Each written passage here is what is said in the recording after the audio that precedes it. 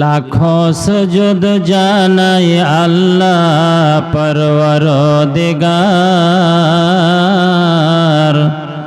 দিন দুনিয়ার মালিক তুমি, আমি গুনাহগার।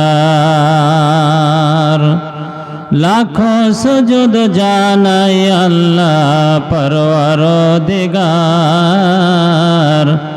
দিন দুনিয়ার মালিক তুমি, আমি গুনাহগার। তামাম জাহান তোমারি দান, বনের ফুল পাখির গান। দিনে সূর্য রাত্রে চাঁদ গড়লে চমৎকার। দিন দুনিয়ার মালিক তুমি, আমি গুনাহগার। জীবের সেরায় মানবের হায়াত দিয়ে তার। খেলছো তুমি কতই খেলা এ বিশ্ব মাঝার। জীবের সেরায় মানবের হায়াত দিয়ে তার। খেলছো তুমি কতই খেলা এ বিশ্ব মাঝার। কাউকে করো বাদশাহ আমির, কাউকে করো পথের ফকির। বুঝতে পারে সেই তো পথিক আশিক যে তোমার। দিন দুনিয়ার মালিক তুমি, আমি গুনাহগার। যোগে যোগে নবীর দ্বারা ভাঙলে কত ভুল। সবার সেরা নবী মোদের আখেরি রাসূল। বলুন সাল্লাল্লাহু আলাইহি সাল্লাম। যোগে যোগে নবীর দ্বারা ভাঙলে কত ভুল। সবার সেরা নবী মোদের আখেরি রাসূল। আবার বলুন সাল্লাল্লাহু আলাইহি সাল্লাম। একবার দুদু বলে 10টা আল্লাহর রহমত পাওয়া যাবে। বলুন সুবহানাল্লাহ। সে রাসূলের তরিকে ধরি, তোমায় আমি স্মরণ করি। রোজ হাসরে ইয়া ইলাহি পাই যেন দিদার। রোজ হাসরে ইয়া ইলাহি পাই যেন দিদার। বলুন আমিন। লাখো সুজুদ জানাই আল্লাহ পরওয়ারদিগার।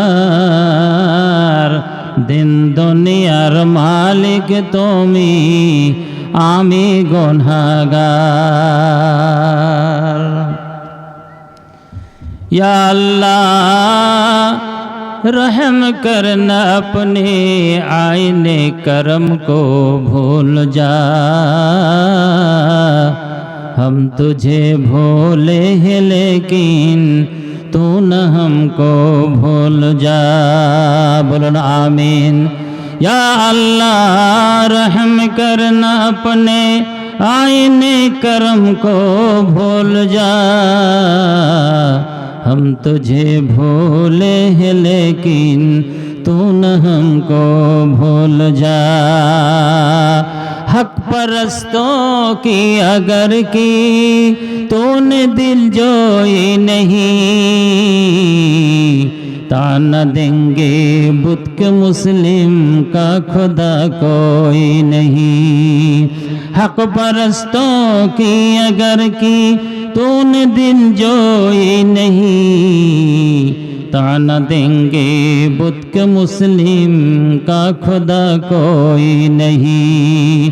या अल्लाह रहम कर न अपने आईने करम को भूल जा। हम तुझे भूले हैं लेकिन तू न हमको भूल जा। बोलो आमीन। देखिए सब मरे गेছেন না जिंदा আছেন? नारे तकबीर। सब लोग जिंदा नहीं। কিছু লোক মরে গেছে, মরার কথা শুনলে তো রাখবেন, সালা আমরাকে মেরে দিলে মুর্শিদাবাদ থেকে মূল্য হয়েছে। নিন্দ পারলে মানুষ মরে যায়, জানেন তো? মানুষ যদি ঘুমায় তো কি হয়? মরে যায়। কথাটা আমি ইনশাল্লাহ বলছি। আগে সভার আদব কায়দা রেখেই শুরু করতে হয়, সেই জন্য আমি অত্র সভার সম্মানিত মহতী সভার শ্রদ্ধাস্পদ সভাপতি সভাপতি মহাশয়কে আমি মনের মণিকোটা থেকে ধন্যবাদ ও শ্রদ্ধা জ্ঞাপন করত। সমবেত যত ইসলাম দরদি তথা মসজিদ হিতৈষী মুসলিম ভ্রাতৃবৃন্দ এবং আমার আশেপাশে সুশীলা সরলা পর্দানাসীন সুশান্তি প্রদায়িনী মা ও বোনেরা এবং কচিকাঁচা ছেলেমেয়েরা সকলকে আমি ধন্যবাদ জ্ঞাপন করত, সম্মান প্রদর্শন করে মহান আল্লাহর দরবারে অসংখ্য প্রশংসা জ্ঞাপন করি। বলুন আলহামদুলিল্লাহ। পৃথিবীর সর্বশ্রেষ্ঠ মহামানব বিশ্ববরেণ্য সর্বশরণ্য নেতা মোহাম্মদ রাসূলুল্লাহ সাল্লাল্লাহু আলাইহি সাল্লামের প্রতি জানাই অসংখ্য দরুদ। বলুন আল্লাহুম্মা সাল্লি আলাইহি বারিক ওয়া সাল্লিম। আমার খুতবা ভূমিকা দীর্ঘায়িত করছি না, পয়েন্টে নেমে যাচ্ছি। আপনারা সবাই আমরা এখানে এসেছি বা আছি মুসলমান হিসাবে সবচেয়ে গর্বের বিষয় আমরা মুসলমান। বলুন আলহামদুলিল্লাহ। কারণ মৃত্যু অবধারিত, মৃত্যু অবধারিত। কোরআন তো বলছে, না বললে আমাদেরকে মানতে হবে, মরতেই হবে, ঠিক না? কেউ বাঁচতে আসেনি, যার প্রাণ আছে তার মৃত্যু আছে, হ্যাঁ, যার জীবন আছে তার মরণ আছে। তো যারা আমরা বিশ্বাসী, মানে হিন্দু হোক, মুসলিম হোক, জৈন, খ্রিস্টান, যে কোনো ধর্মের লোক হোক, যারা মৃত্যুর পরে পুনরুত্থানকে স্বীকার করে, বিশ্বাস করে, তো এরা হলো আস্তিক। অর্থাৎ স্রষ্টা মানে, মৃত্যুর পরে পুনরুত্থান মানে স্বর্গ নরককে বিশ্বাস করে। তো আমি দীর্ঘায়িত করছি না, লম্বা করছি না। মোট কথা আমার কোরআন বলছে, যে কোরআন সারা বিশ্বকে চ্যালেঞ্জ করেছে যে একটা ফোঁটা আমার প্রমাণ করে দাও তোমরা। পৃথিবীতে জগৎ বিখ্যাত যতই সাহিত্যিক জন্মগ্রহণ করেছে বা করবে, কিয়ামত পর্যন্ত কোরআনের একটা ফোঁটা ভুল প্রমাণ করতে পারেনি ও পারবে না। বলুন সুবহানাল্লাহ। এই কোরআন বলছে যে মৃত্যুর পর শেষ স্থান জান্নাত ও জাহান্নাম। আমরা সবাই আমরা আল্লাহকে বিশ্বাস করি, স্রষ্টাকে মানে, সবাই স্বর্গবাসী হওয়ার আশা আকাঙ্ক্ষা করে, ঠিক না? সবাই আমরা চাই স্বর্গবাসী, নরকে কেউ যেতে চাই না। কিন্তু মনের আশা আকাঙ্ক্ষা করলেই তো হবে না, তার বাস্তবায়নের জন্য সুকঠোর ভূমিকা গ্রহণ করতে হয়। সক্রিয়তার দিনে সেই ধর্মের আমলগুলি, আরকানগুলি, বিধানাবলী সঠিকভাবে বাস্তবায়িত করতে হয়। তো আমরা এত সাড়ম্বর, মসজিদ কেন্দ্রিক জালসা হচ্ছে, মসজিদে অনেক ভাই বোন দান করেছেন, আবার করবেন। রাত গভীর হতে চলেছে, 12টা বাজলে মানুষের 12টা বেজে যায়, তারপরে বলার এনার্জি থাকে না, শোনার এনার্জি থাকে না। এই জন্য তার আগে আপনার যে মূল পয়েন্টটা, সেদিকে আপনারা অবশ্যই অগ্রণী ভূমিকা গ্রহণ করুন। আমি কিছু কথা আল্লাহর দয়াতে উপস্থাপন করব, যে কোরআন থেকে, যে কোরআনের কথা বলছিলাম যে একটা ফোঁটাও তার ভুল প্রমাণ করতে পারেনি, পারবেও না। এই কোরআন বলছে, ইন্নাল্লাহা ইয়াদখিলুল্লাযীনা আমানু ওয়া আমিলুস সালিহাতি জান্নাতিন তাজরি মিন তাহতিহাল আনহার।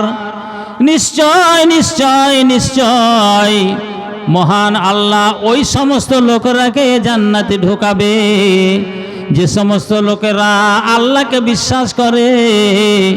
আল্লাহকে বিশ্বাস করার সাথে সাথে আল্লাহর যে বিধান আছে, যে হুকুম হাকাম আছে, সেইগুলিকে সঠিক রূপে বাস্তবায়িত করে।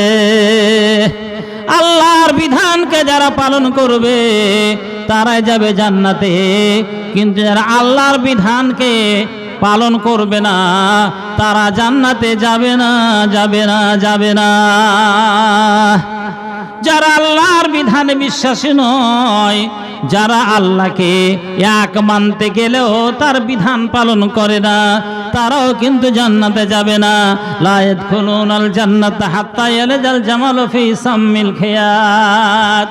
ছুঁচের ভিতরে, ছুঁচের পিছনে যে ছিদ্রটা থাকে, ওই ছুঁচের পিছনের ছিদ্র দিয়ে কোনদিন বলুন তো কোন ভাইরা কোন মায়েরা আছেন, কোন বাপের বাটা মায়ের লাল আছেন বলতে পারেন একটা ছুঁচের পিছনে ছিদ্র দিয়ে একটা গোটার উট ঢুক পার হয়ে যেতে পারে?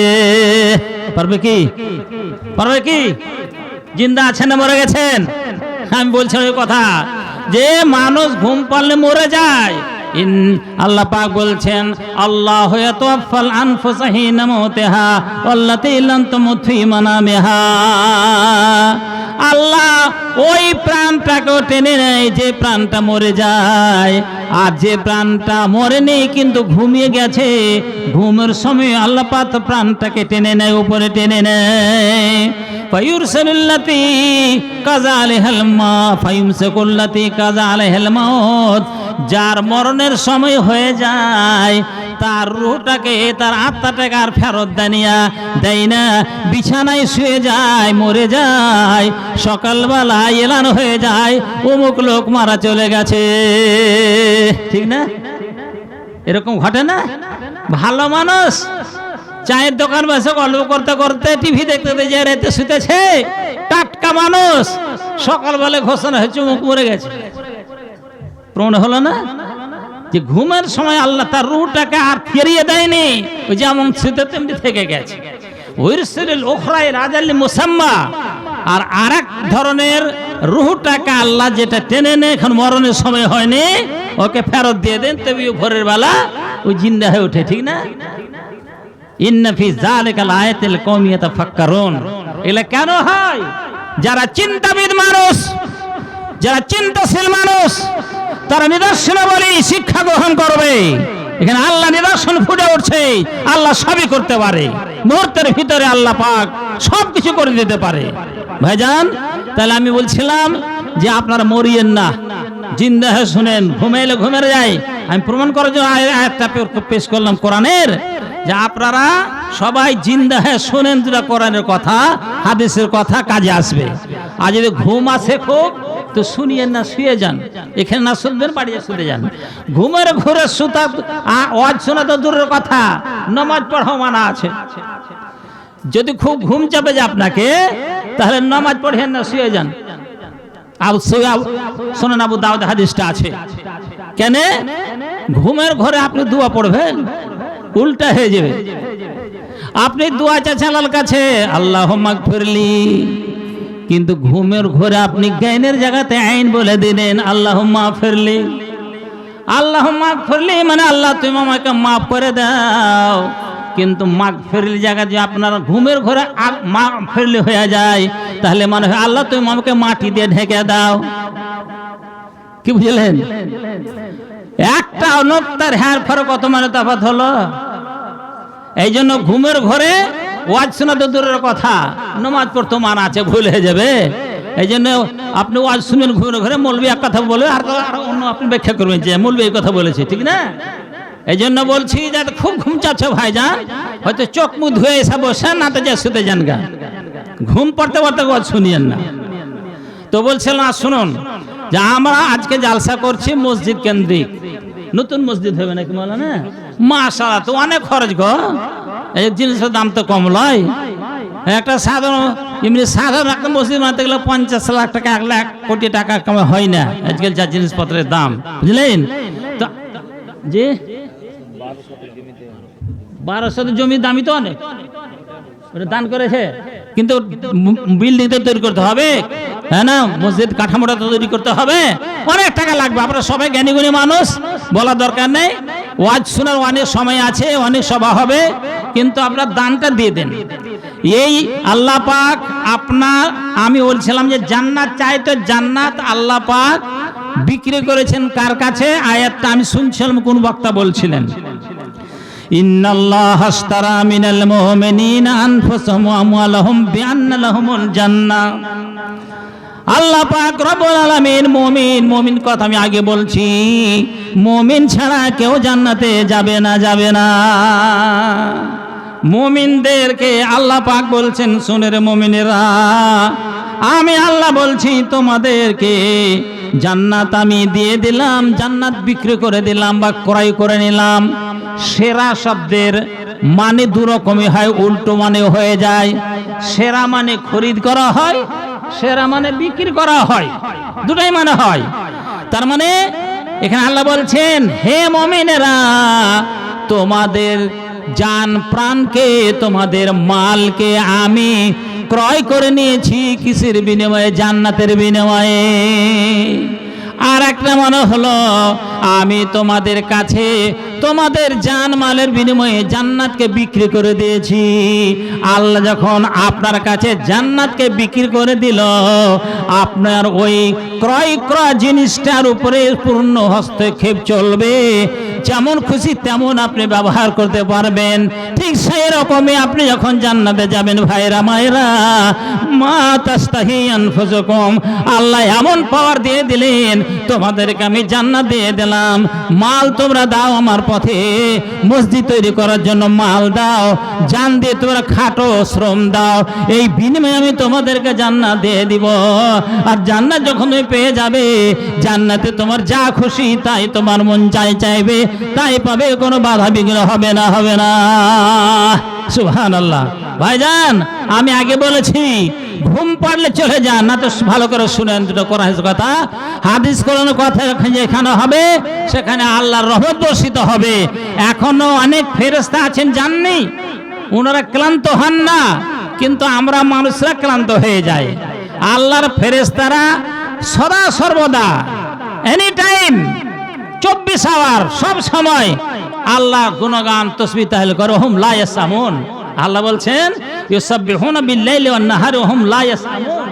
আল্লাহর ফেরেশতারা অথচ গুনাহ করে না, এক বিন্দু বিসর্গ ফেরেশতারা গুনাহ করে না, তথাপি আল্লাহর পবিত্রতা, তাসবিহ, তেলাওয়াত, ইবাদত করতেই থাকে। এক মুহূর্ত পর্যন্ত ওরা ক্লান্ত হয় না, থকে যায় না। আর আমরা মানুষ কিছুক্ষণ বলি আর ক্লান্ত হয়ে যায়। এই ফেরেশতারা এখন আছেন, সবার সমাপ্তি ঘোষণা পর্যন্ত ফেরেশতারা যাবে না। যখন সবার সমাপ্তি ঘোষণা করা হবে তখন যাবে। অতএব আপনারা যারা আছেন তাদেরকে বলছি, সভাপতি মহাশয় ঘোষণা করবেন, যাবেন, শেষ দোয়া নিয়ে মূল পয়েন্ট আমি আসছি যে আল্লাহ জান্নাতকে বিক্রি করেছেন কিসের বিনিময়ে? মালের বিনিময়ে, জানের বিনিময়ে। আপনারা জান দিবেন, মেহনত করবেন, মসজিদে খেটা কাজ করে দিবেন, অথবা আপনি মাল দেন, টাকা দেন। টাকা ছাড়া কোনো কিছু কাজ করা সম্ভব নয়। সেই জন্য আবার আমি আবেদন করছি, আমার পূর্ববক্তা মৌলানা সাহেব বলে গেছেন, আবেদন রেখে গেছেন, আমি আবেদন রাখছি, আপনার মন প্রাণ খুলে দিন ভাইজান। এবং ইমানি জজবা হলো, আমি একটা সাধারণ মৌলবি বলছি, আমার আপনার সারা বিশ্বের সর্বশ্রেষ্ঠ মহান নেতা মহানবী মুহাম্মদ রাসূলুল্লাহ সাল্লাল্লাহু আলাইহি সাল্লাম যখনই যে কাজের ঘোষণা করতেন, আল্লাহর নবীর সাহাবীরা মুহূর্তের ভিতরে তা কাজে বাস্তবায়িত করতেন। সহিহ মুসলিম শরীফে একটা হাদিস লম্বা আছে, আপনাকে বলছি দানের ব্যাপারে। যেহেতু দানের মসজিদ সেটা মসজিদ তৈরি করতে হবে, তো আপনারা যা দিয়েছেন আলহামদুলিল্লাহ, জাযাকুমুল্লাহ, এবং যারা দেননি তারা একটু হুঁশ করেন, দেরি করিয়েন না। নবীজি যখন ঘোষণা করলেন, একদল সাহাবী নয়, একদল লোক আসলো আল্লাহ রাসূলের কাছে। তো রাসূল মেহমান ভেবে দেখলেন যে এরা মেহমান, এরা দূর সফর থেকে এসেছে, ক্ষুধার্ত অবস্থায় আছে, চোখ মুখ শুকিয়ে আছে, পেটে লেগে গেছে, পরন লেবাস পোশাক সেরকম নেই, একটা মোটা ঝোটা উন আছে, উনের চাদর আছে, মোতাকাল্লাদাই সাইয়ুফ, স্কন্ধে একদিকে দেহরক্ষী হিসাবে তরবারি ঝুলন্ত অবস্থায় আছে। রাসূল দেখলেন মুমিন মানুষ আমার কাছে এসেছে, এরা নিশ্চয় মুমিন। অতএব মান কানা ইউমিনু বিল্লাহি ওয়াল ইয়াউমিল আখির ফালিউকরিম যায়ফাহু। বুখারী শরীফের হাদিসে আছে রাসূল সাল্লাল্লাহু আলাইহি সাল্লাম বলেছেন, প্রকৃত পক্ষে যারা মুমিন হবে, যারা মুমিন মুসলমান, তাদের কাছে যদি কোনো মেহমান আসে তাহলে যথাসাধ্য সেই মেহমান তার সম্মান প্রদর্শন করতে হবে, মেহমানের খাতির তাওয়াজ্জু করতে হবে। এইটা রাসূল বললেন, কাজে পরিণত করলেন। ওই দলটা এসেছে আল্লাহ রাসূলের কাছে, খুব করুণ অবস্থা, পোশাক নেই, খাবার নাই, পানীয় জল নেই, কিছু নেই, শুকিয়ে আছে, পেট পিঠে লেগে আছে। তাদের অবস্থা দেখে আল্লাহ রাসূল অত্যন্ত চিন্তিত হয়ে পড়লেন। এরা তো মেহমান, কি করে এদের সম্মান করব, আমার কাছে কিছু নেই। বেচেন, অস্থির, কিং কর্তব্য বিমূঢ় হয়ে পড়লেন। কি করে আমি মেহমানদের সম্মান করব, কিছু তো নেই। ঘরে ঢুকছেন, বের হচ্ছেন, ঘরে ঢুকছেন, বের হচ্ছেন। আমরা যেন কোনো বিষয়ে অস্থির হয়ে যাই, স্থির হয়ে থাকতে পারি না, দৌড়াদৌড়ি করে ছুটাছুটি করি। রাসূল বেচেন হয়ে গেলেন। ইতিমধ্যে জোহরের সময় হয়ে গেল। হযরত বিলাল ছিলেন মুয়াজ্জিন, আজান দিলেন, ইকামত দিলেন। নবীজি নামাজ পড়লেন। নামাজ পড়ার পরে মেম্বার উঠে খুতবা দিতে আরম্ভ করলেন। খুতবা দিলেন, বললেন, কি বললেন শুনুন। খুতবাতে রাসূল বললেন, ও আমার সমবেত জনতা, এই যে দেখছো আমার কাছে মেহমান এসেছে, এদের সম্মান করতে হবে। মুমিনের পরিচয় হলো মেহমানের সম্মান করা। অতএব এদের কিচ্ছু নাই, সম্মান কি করে করি, আমার কাছেও কিচ্ছু নাই। তোমাদেরকে বলছি, ফালাইতা সাদ্দাক মিন সিনারিহি মিন দিরহামিহি ওয়া মিন সাইবুররিহি মিন সাইতামারিহি ওয়ালা ওয়াকালা ওয়ালা ওয়াকানা বিশিকি তামরাতিন। ও সমবেত জনতা, মেহমানদের সম্মানের জন্য যার কাছে যা আছে তোমরা নিয়ে হাজির করো। কেউ টাকা দাও, কেউ খেজুর দাও, কেউ জব দাও, কেউ গম দাও, যার যতটুকু আছে এনে হাজির করে দাও। ওরে ভাইরা আমার, মায়েরা আমার, এমনি ছিল তাদের ঈমান। যেমনি আল্লাহ রাসূলের ঘোষণা হয়ে গেল, তেমনি সবাই ছুটে চলে গেলেন বাড়িতে। আর সবাইকে গম আনলেন, কে জম আনলেন, যার বাড়িতে যা ছিল। দেখলেন যেখানে আল্লাহ রাসূলের চেহারা দুঃখে কাতর মলিন হয়ে গিয়েছিল। হযরতে জারির বিন আব্দুল্লাহ হাদিস বর্ণনাকারী, উনি বলছেন আল্লাহ রাসূলের অবস্থা অত্যন্ত করুণ, চিন্তায় চিন্তিত, কেমন করে এদের সম্মান করব। রাসূলুল্লাহ সাল্লাল্লাহু আলাইহি ওয়াসাল্লাম, রাসূলের চেহারাখানা পরিবর্তন হয়ে গেছে দুঃখে কাতর হয়ে। কিন্তু যখন ঘোষণা করলেন, আমার সাহাবীরা শোনো, আমার কাছে মেহমান এসেছে, মেহমানদারির আমার কাছে কোনো সামানপত্র নাই। তোমরা যারা মুমিন এখানে হাজির আছো, সাহাবীরা যার যতটুকু ঘরে আছে তোমরা না হাজির করে দাও। ছুটে গেলেন, আর কাল বিলম্ব না করে আল্লাহ রাসূলের সাহাবীরা দান আনতে আরম্ভ করলেন। হাদিস বর্ণনাকারী জারির বলছেন, রাআইতু কওমিন মিন সিয়ামিন ওয়া তুআমিন, আমি দেখলাম মুহূর্তের ভিতরে দানের দুটো পালা লেগে গেল। রে ভাইরা মায়েরা, কি বুঝলেন, দুটো পালা লেগে গেল। আমি সহিহ মুসলিম শরীফ হাদিসটা বলছি, দুটো দানের পালা লেগে গেল। একটা গাল্লার পালা লাগলো, হ্যাঁ, আর একটা টাকা পয়সার কাপড় চোপড়ে পালা লাগলো। ফারাআইতু ওয়াজহা রাসূলিল্লাহি সাল্লাল্লাহু আলাইহি ওয়াসাল্লাম কান্নাহু মুযহাবাতুন ইয়াতাহাল্লালু কান্নাহু মুযহাবাতুন। দেখলাম যে রাসূলের চেহারা দুঃখে মলিন হয়েছিল, দানের মাত্রা দেখে রাসূল এত আনন্দিত হয়েছেন, তার চেহারাটা একেবারে ফুটে পড়েছে। যেমন সোনার পাইন চড়িয়ে দেওয়া হয় সোনার উপরে, সেরকম আল্লাহ রাসূলের চেহারা আনন্দে নাচতে আরম্ভ করেছে। সুবহানাল্লাহ। তো ভাইরা মায়েরা, কি শুনলেন হাদিসটা? দেরি নয়, কাল বিলম্ব নয়, মুহূর্তের ভিতরে দানে পালা গেল। আমার এখানকার বরগাছি ভাইরা মায়েরা, এলাকাস্থ যারা এসেছেন জালসা শুনতে, আশা করি অনেকে দান দিয়েছেন, কিন্তু সবাই দিয়েছেন 16,500 টাকা বাকি, 500 টাকা নগদ। মাশাআল্লাহ, মাশাআল্লাহ। দেখেন মাওলানা হাফিজউদ্দিন সাহেব, মাশাআল্লাহ, হাফিজউদ্দিন দিনের হেফাজতকারী। দেখেন, এটাই হেফাজত হচ্ছে না, মসজিদের হেফাজত, দিনের হেফাজত করা। জি, মৃত পিতা মাতার জন্য 16,500 টাকা দিয়েছেন, বাকি 500 নগদ, মানে 17,000 টোটাল। 500 নগদে দিয়েছেন, আর 16,500 টাকা উনি প্রতিশ্রুতি দিয়েছেন দিবেন। পিতা মাতার আত্মার পরিত্রাণের জন্য উনি এই দান করেছেন। আলহামদুলিল্লাহ, জাযাকুমুল্লাহ। বাইরে থেকে 1000 টাকা। মাশরিকুল হক বাহির থেকে 1000 টাকা দিয়েছে, আলহামদুলিল্লাহ, জাযাকুমুল্লাহ। মাস্টার ইকরামুল হক 6000, 6000 বাকি। মাস্টার ইকরামুল হক 12000, 6000 নগদে, 6000 বাকি। মাশাআল্লাহ, মাশাআল্লাহ, আলহামদুলিল্লাহ। অনেক দাম, অনেক দাম। আজকাল জমি মানে সোনা, জমি মানে কি সোনা। উনি 6 শতক জমি দিয়েছেন মসজিদে, তাই তো? মাশাআল্লাহ। 6-এর ঘর, 6000 নগদ, 6000 বাকি, 6 শতক জমি। 6-এর ঘর ধরে রেখেছেন উনি। যাই হোক জি, মোট টোটাল দান হয়ে যাবে কাছাকাছি 13 লাখ টাকা জমি টমি নিয়ে। মাশাআল্লাহ, দেখুন তো, লক্ষ লক্ষ টাকা দিচ্ছেন। এটা আল্লাহ শুকরিয়া আদায় হচ্ছে গো। আমি শুকরিয়া সম্পর্কে আয়াতটা পাঠ করেছিলাম, কিন্তু হজ করার মাহফিল তো নেই, রাত হয়ে গেছে, 11 ঘর পার হয়ে গেছে, 12টা চোরাম হয়ে গেছে, তো বেশি দীর্ঘক্ষণ বক্তৃতা করার পরিবেশ থাকবে না বলে আমি আদায় নিতে ইঙ্গিতটা করতে লেগেছি। কারণ মেন পয়েন্ট হচ্ছে কি আদায়, বুঝলেন? গ্রামবাসীকে ডাকেন যে আপনাদের মসজিদ। হ্যাঁ, গ্রামবাসী ভাইরা যারা এখনো অংশগ্রহণ করেননি, পিছিয়ে আছেন, পিছিয়ে থাকবেন না। আর সাবেকুন উলাইকা মুকাররামুন, যারা অগ্রণী ভূমিকা নিয়ে ভালো কাজে আল্লাহ নিকটবর্তী হয়ে যায়, বুঝলেন? মা বোনেরা আপনারা দেন, যারা বাকি আছেন দিয়ে দেন। আপনারা দিয়েছেন অনেকে, মাশাআল্লাহ, কমিটি খুশ আছে। আর যারা দেননি আরো দিয়ে পাঠান। মা বোনেরা, আপনারা শান্তি প্রদায়িনী, আপনাদের সম্পর্কে একটা হাদিস পাঠ করা হয়েছে যে আপনাদের জন্য জান্নাতের 8টি দরজা খুলে দেওয়া হবে। ওই গুণ যদি থাকে তো নামাজ পড়া, রোজা করা, আর স্বামীর সেবা করা, রমজান মাসে রোজা রাখা, আর স্বামীর মাল জালের হেফাজত করা। এইটি করলে আপনার জান্নাতে 8টি দরজা খুলে দেওয়া হবে। যে কোনো দরজায় যাওয়ার জন্য আপনার ইচ্ছা হবে ঢুকে পড়বেন। তো মা বোনের আপনারা অবশ্যই যারা বাকি আছেন বাকি থাকবেন না। আর পুরুষ ভাইয়েরা যারা বাকি আছেন অবশ্যই দেন।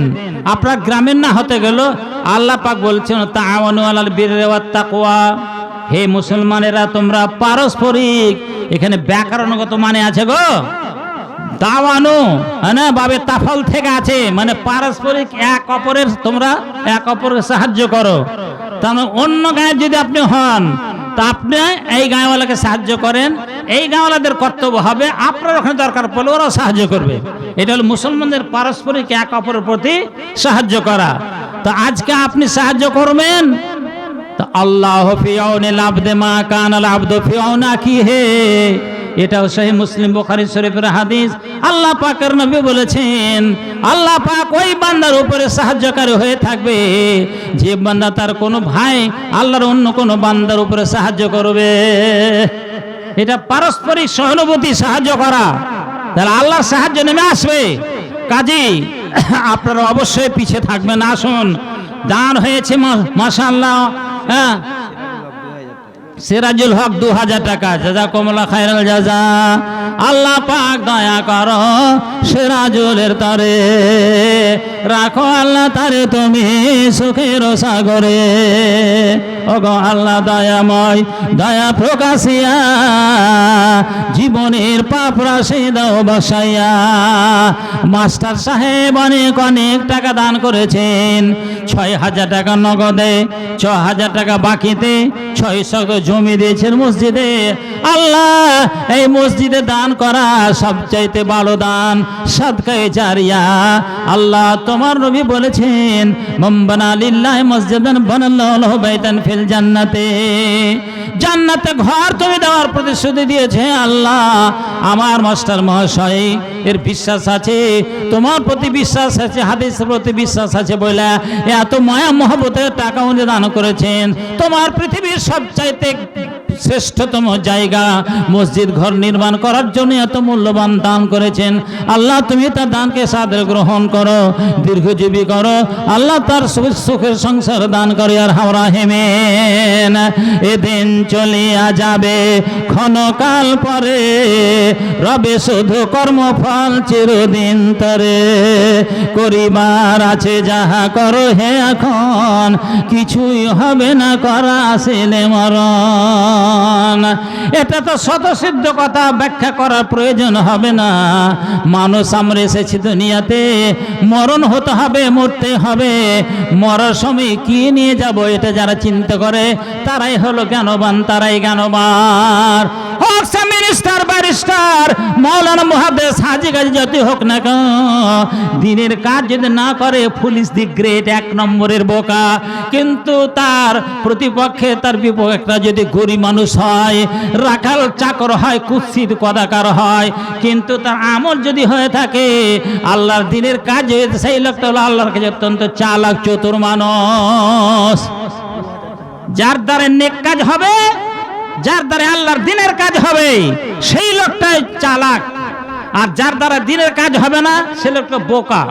ও গোটা একটা দেশের মিনিস্টার হয়ে যাক, গোটা পৃথিবীর বাদশা হয়ে যাক, কিন্তু আল্লাহর দিনের কাজ যদি না করে তাহলে সবচাইতে বিজ্ঞ, বিজ্ঞানের জনক মুহাম্মদ রাসূলুল্লাহ সাল্লাল্লাহু আলাইহি সাল্লাম বলছেন, সাবার আলী নামে দিল 1200 টাকা,